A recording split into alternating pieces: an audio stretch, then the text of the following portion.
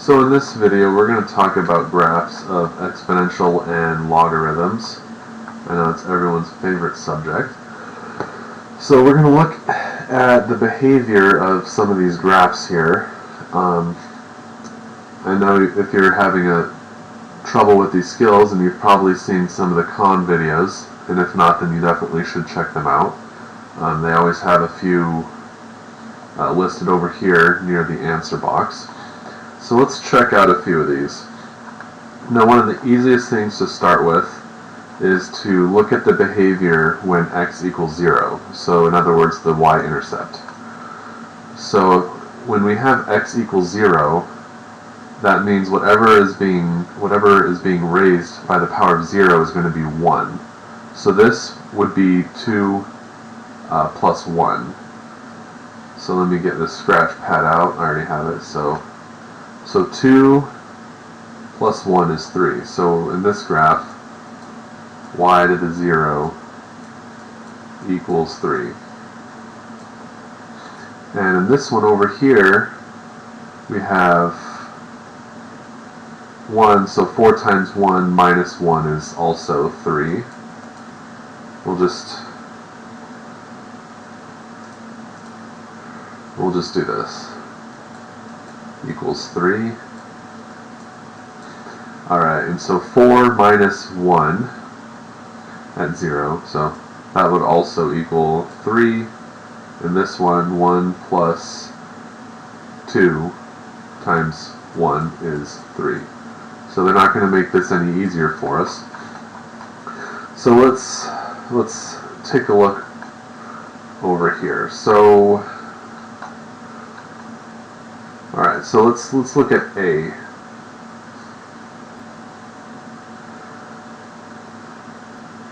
Alright, so we can tell that this is going to be a positive function because we have a fraction over here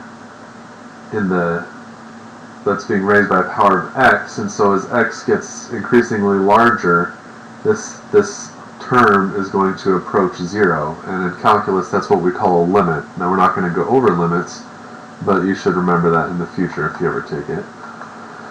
So as x gets larger and larger, this 1/4 raised to the x is going to approach 0, which means that this function is going to approach 2 from the top as x gets larger and larger.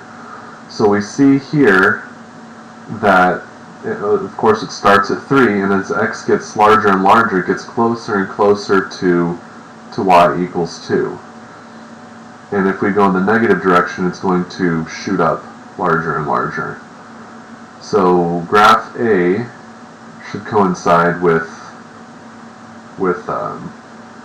function A over here.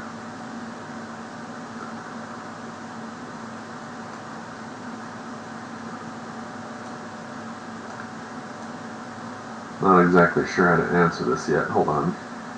Okay, so you answer these by dragging them to the spot they want. Alright, so we want to keep A in number A.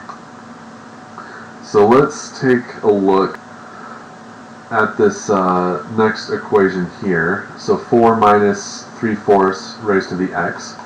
So as x gets larger and larger, this term is going to equal or approach 0. So this term, this equation, is going to approach 4, because 4 minus 0 is 4. And we can also see that this is going to be a negative function. So we look over here, we see that all three of these are positive. This is the only negative one, so this is the answer. But we also see that it's going to approach 4 as x gets larger and larger. So we want this function here to equal c. Okay, so this next one here, as x approaches infinity, this term is going to equal 0. So we know that as x gets larger and larger, this graph, the graph that corresponds to this, is going to approach -1. So we look over here, and this is the only one that's going to approach -1 as x gets larger and larger. So this equation should be D.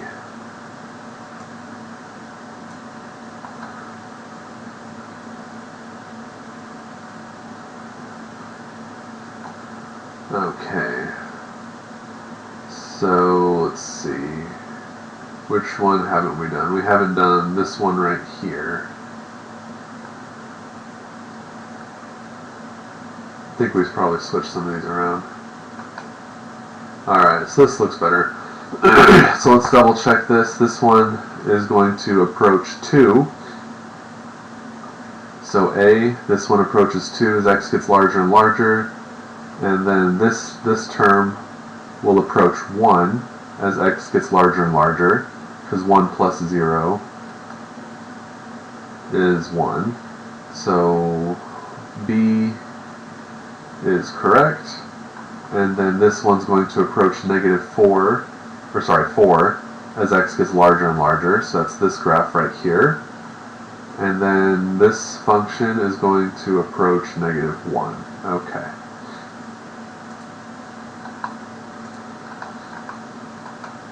Alright, so we're going to do something similar over here, and we have some more logarithms and exponents.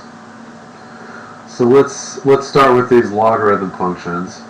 And so so we know that when the natural log or the logarithm of 0 doesn't exist. So this function right here is not going to have an x equals 0 function. And so we look over here and we see that at x equals 0, each of these has a y value except for this one. So this one's the answer because it's not ever going to reach 0. The x is never going to be 0. And we can also tell because the natural log of 1 is 0. So if we look over here at x equals 1, then that's going to be 0. So we know that A is this graph, this function right here. Alright, so let's look at this other natural log.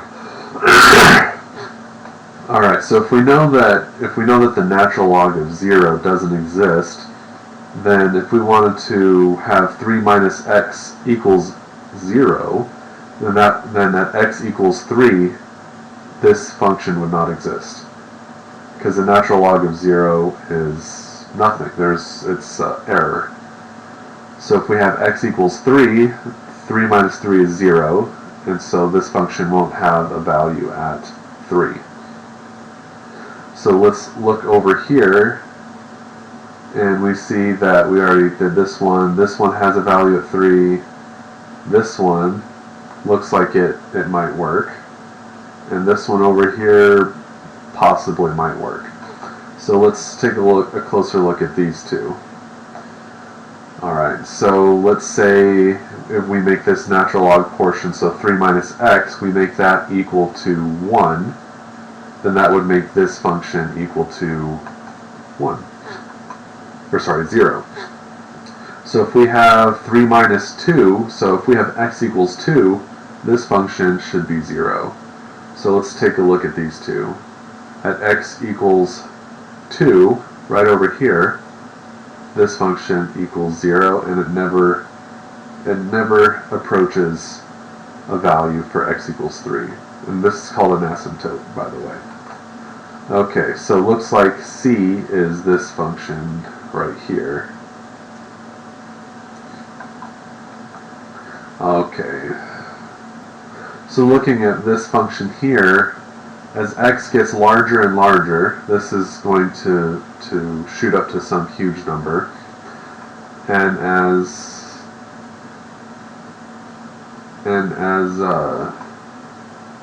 let's say if x was 0, then we'd have 2 minus 1. Alright, so 2 minus 1 for x equals 0. So 3 raised to the 0 is 1, and 2 minus 1 is 1. So we look over here, and that seems to match this graph D, and not this graph over here. These are the only two remaining. So the answer for this function is D, And we also see that as x gets larger and larger, it's going to shoot up to some huge number, but since it's negative, it's going to shoot down negative to infinity real quick. Okay, so we know that this graph D is this function right here. Alright. I think it moved the order again. So the only one left that we haven't done is this function right here. And so we know that if x equals 0, this function would equal 1 plus 1, so 2. So that would be this one right here.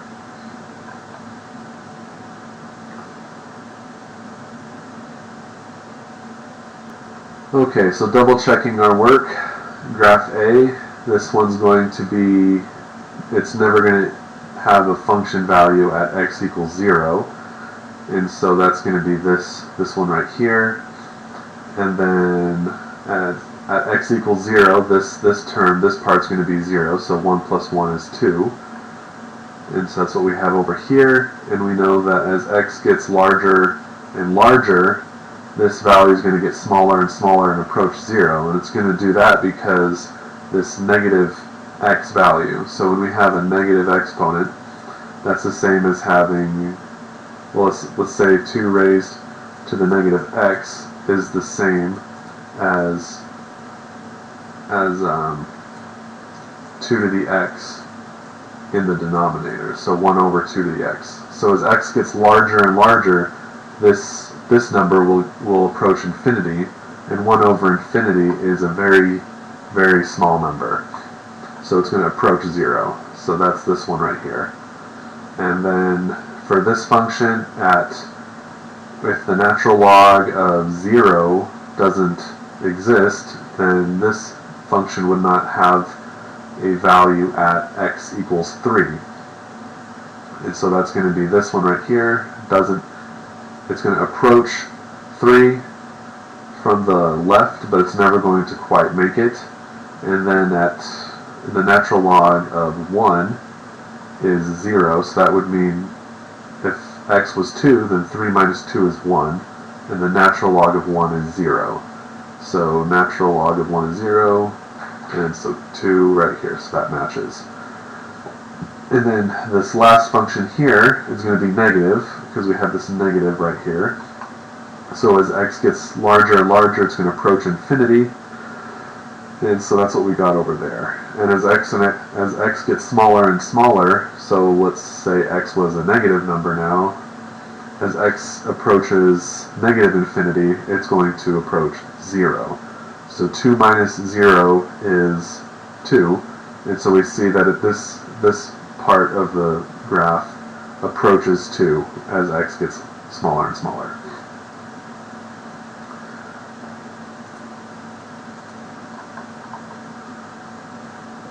Alright, so for this next one, we'll start with this function here. So we know that as x gets larger and larger, this part of the equation is going to approach 0. So as x approaches infinity, this function will approach 2. And so we're looking over here, both of these, both graph A and B, will approach 2.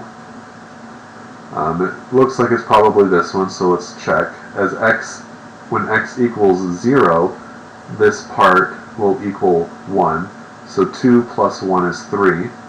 And so we know that it's not graph A, and we know that it's graph B, because when x equals 0, the function equals 3, and as x approaches infinity, the function approaches 2. Alright, and I'm running short on time, so I just went ahead and finished these problems. The only one that's different is this one here, this graph D. So we know that as x approaches infinity, this number is going to approach 0. Anything times 0 is 0. So this function is going to approach 1 as x approaches infinity. And that is all I have time for. So if you have any questions, just send me an email and let me know.